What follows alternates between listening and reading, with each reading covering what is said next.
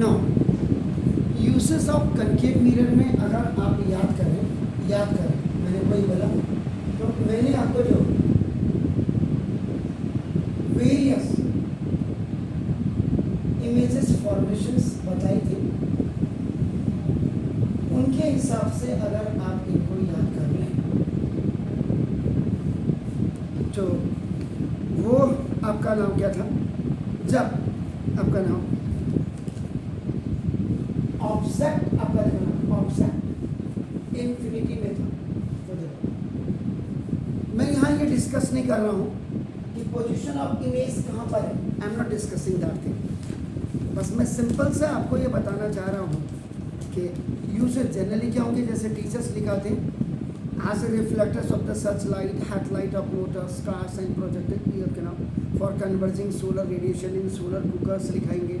in floodlights to obtain the divergent beam light to illuminate आपका buildings आपका लिखाएंगे, या as a reflector आपका नाम टेलीस्कोप आपका नाम, ये सारी चीज़ें। तो मैं यहाँ पे अगर आप इस वाली पोजीशन की बात करें तो ना टू कलेक्ट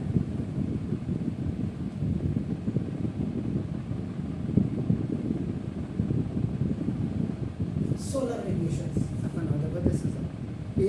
इन या हीट रेडिएशंस भी आप इसको कह सकते हैं, this is also heat radiation in solar.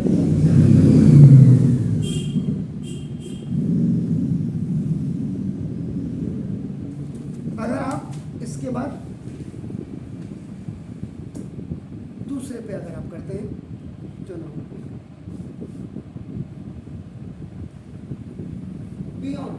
Centre of curvature, यानी कि इन्फिनिटी और सेंटर ऑफ कर्वेचर के बीच में जब आप ऑब्जेक्ट को रखते हैं, ऑब्जेक्ट सबके लिए कॉमन आपका हो गया। उस समय आप क्या करते थे, इसको रिफ्लेक्टिंग मिरर फॉर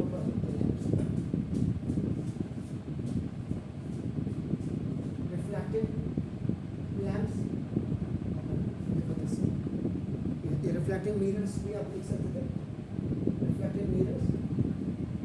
फॉर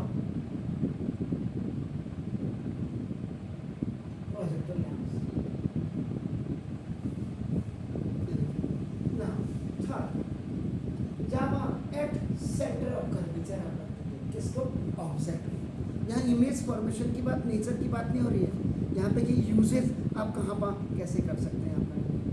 ये बिल्कुल ये भी आपका नाम सेम था। अब जब आप करेंगे between centre of curvature and principal focus पे अगर आप ऑब्जेक्ट रखते थे तो उस समय आपका नाम इन आपका फ्लड लाइट्स में आप इसका यूज करते थे, in flood light, this is light, in flood light में इसका यूज करते थे। जब आपका नाम देखो कैसे एट आपका नाम प्रिंसिपल फोकस पे आप ऑब्जेक्ट को रखते थे एट प्रिंसिपल फोकस, तो उस समय आपका नाम ए पैरा ए टॉर्च और दूसरा ये पोजीशन आपका नाम हेडलाइट और कार्स और जब आपका नाम between principal focus and pole के बीच में जब आप ऑब्जेक्ट को रखते थे आपका नाम, उस समय सेविंग मिरर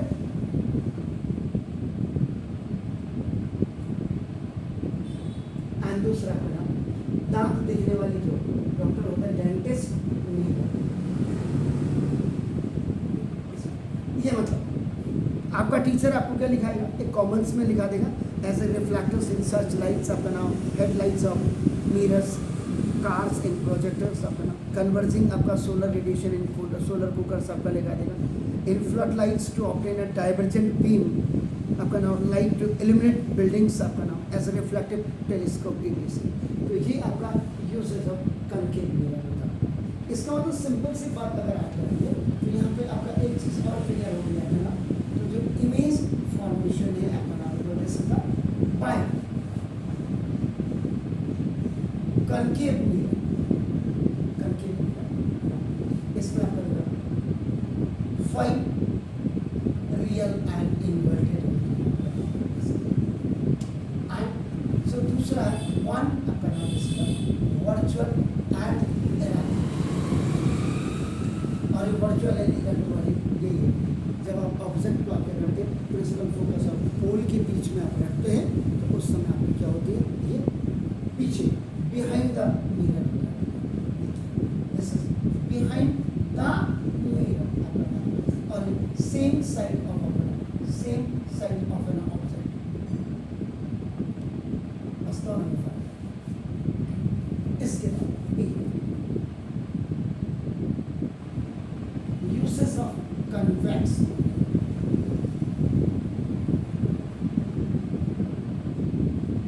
इसमें अगर आपको याद होगा only two images formation,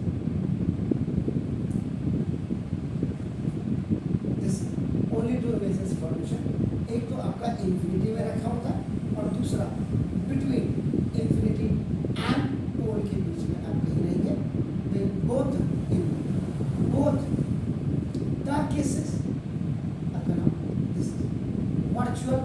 and interactive, virtual and interactive।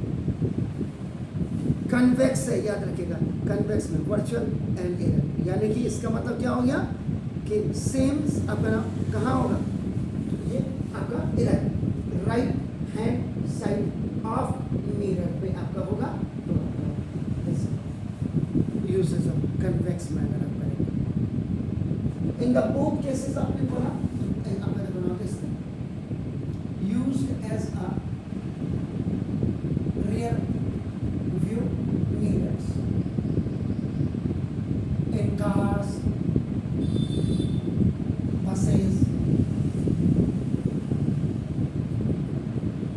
Motorcycles, इनमें आपका इसका पीछे की जो आपका होता है गाड़ी देखने के लिए, साइड देखने के लिए, इधर उधर आपका इसका यूज किया जाता है।